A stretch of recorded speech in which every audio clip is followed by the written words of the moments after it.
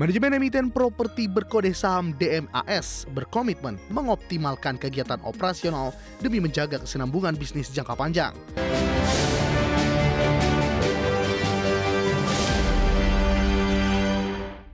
Emiten pengembang kawasan properti terpadu PT Pura Delta Lestari Tbk berencana menambah hingga 60 kegiatan usaha baru untuk mendongkrak porsi pendapatan berulang atau recurring income. Langkah diversifikasi agresif ini diambil perseroan di tengah kondisi cadangan lahan industri di area kota Delta Mas yang kini terpantau semakin menipis. Manajemen emiten properti berkode saham DMAS berkomitmen mengoptimalkan kegiatan operasional demi menjaga kesinambungan bisnis jangka panjang.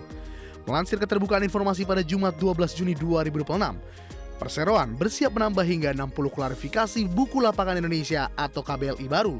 Langkah diversifikasi ini dinilai sangat krusial agar perusahaan tidak hanya bergantung pada skema penjualan lahan mentah semata. Berdasarkan laporan keuangan per 31 Maret 2026, total tanah yang sedang dan belum dikembangkan oleh perseroan tercatat seluas 722 hektar. Dari total luas cadangan tersebut, kepemilikan khusus untuk lahan industri kini sudah menyusut hingga berada di bawah angka 150 hektar. Kondisi internal ini mendorong pengembangan kawasan GIIC tersebut untuk segera memperluas penetrasi ke sektor hunian komersil.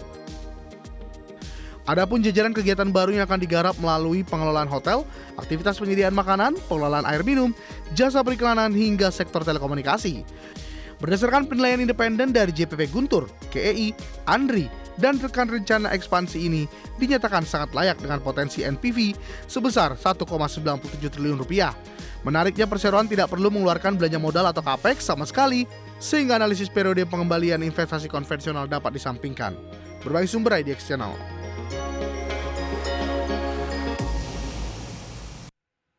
Pemirsa, PT Indonesia Kendaraan Terminal Tbk menetapkan total dividen tahun buku 2025 sebesar 205,21 miliar rupiah atau setara dengan 80% dari laba bersih perseroan. Sisa dividen yang akan dibayarkan mencapai 157,6 miliar rupiah atau 86,67 rupiah per saham. PT Indonesia Kendaraan Terminal Tbk menetapkan pembagian sisa dividen sebesar 157,6 miliar rupiah atau setara 86,67 rupiah per saham untuk tahun buku 2025. Kebijakan ini menjadi bagian dari komitmen perseroan dalam memberikan nilai tambah kepada para pemegang saham. Berdasarkan persetujuan RUPST tahun buku 2025, perseroan menetapkan total dividen sebesar 205,21 miliar rupiah atau setara 80% dari laba bersih perseroan.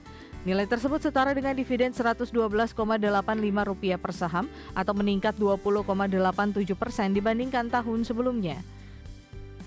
Sepanjang 2025, perseroan menangani 957.661 unit kendaraan completely built up atau meningkat 11,76% secara tahunan.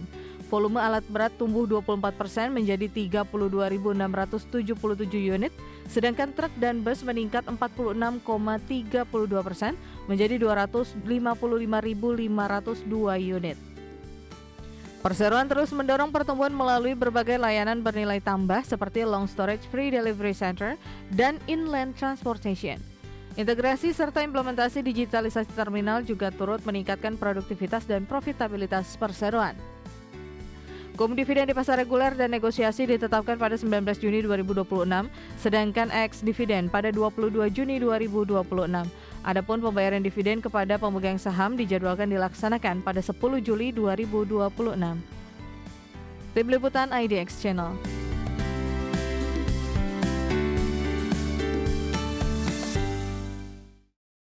Memperoleh fasilitas kredit senilai 5,5 triliun rupiah dari PT Bank Mandiri Persero Tbk. Dana tersebut akan digunakan untuk memenuhi kebutuhan modal kerja dan mendukung operasional anak usaha perseroan. PT Golden Energy Mines Tbk memperoleh fasilitas kredit dengan total plafon 5,5 triliun rupiah dari PT Bank Mandiri Persero Tbk. Fasilitas pembiayaan tersebut diberikan kepada anak usaha langsung dan tidak langsung perseroan. Berdasarkan perjanjian yang ditandatangani pada 11 Juni 2026, Bank Mandiri menyediakan fasilitas kredit dengan skema Revolving Committed and Advised. PT Borneo Indobara memperoleh limit pinjaman hingga 5 triliun rupiah. Selain Borneo Indobara, anak usaha lain yaitu PT Bara Sentosa Lestari juga memperoleh fasilitas kredit dengan plafon maksimal 500 miliar rupiah. Kedua fasilitas tersebut memiliki jangka waktu 1 tahun sejak penandatanganan perjanjian kredit. Perseroan menyatakan fasilitas kredit ini akan digunakan untuk memenuhi kebutuhan modal kerja dan mendukung kegiatan operasional anak usaha. Pertambahan pembiayaan ini diharapkan dapat menunjang aktivitas bisnis yang terus berkembang. Manajemen menilai tambahan fasilitas pembiayaan tersebut akan memperkuat likuiditas dan fleksibilitas keuangan anak usaha. Langkah ini juga diharapkan mendukung kelancaran operasional serta menjaga kerja bisnis perseroan ke depannya. Tim Liputan IDX Channel.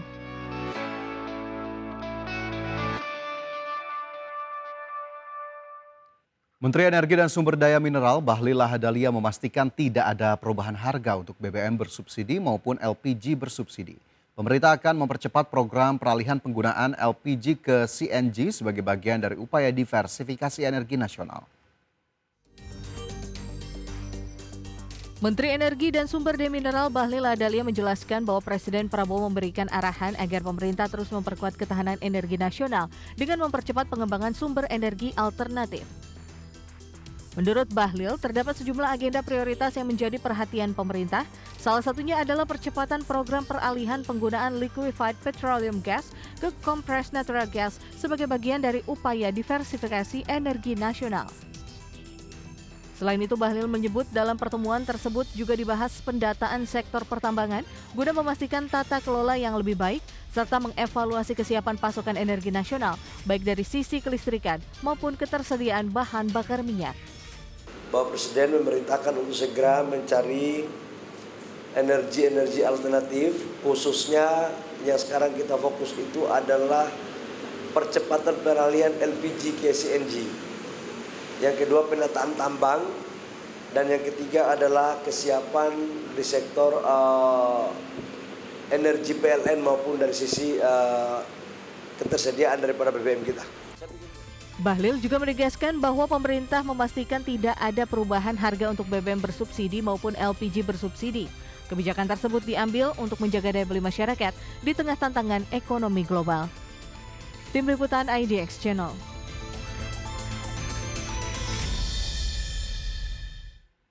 Direktur Utama PT Pertamina Persero Simon Aloysius Mantiri buka suara terkait kenaikan harga bahan bakar minyak non-subsidi Pertamax dan Pertamax Green yang mulai berlaku sejak 10 Juni 2026. Simon mengatakan penyesuaian harga dilakukan dengan mempertimbangkan perkembangan geopolitik global dan harga minyak dunia. Menurutnya Pertamina juga tetap memperhatikan kemampuan masyarakat dalam membeli BBM non-subsidi. Ia menyampaikan bahwa kenaikan harga tidak hanya terjadi di SPBU milik Pertamina, tetapi jaringan SPBU swasta juga turut melakukan penyesuaian serupa. Simon menegaskan harga BBM subsidi tidak mengalami perubahan meskipun Pertamax dan Pertamax Green mengalami penyesuaian. Menurut Simon, Pertalite tetap dijual Rp10.000 per liter dan biosolar Rp6.800 per liter sesuai ketentuan pemerintah.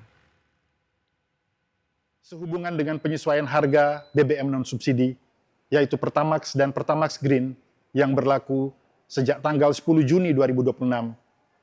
Kami memahami bahwa setiap penyesuaian harga tentu menjadi perhatian masyarakat. Penyesuaian harga BBM non-subsidi ini dilakukan dengan mempertimbangkan dinamika geopolitik global dan harga minyak yang berlaku di pasar internasional dengan tetap mempertimbangkan daya beli masyarakat.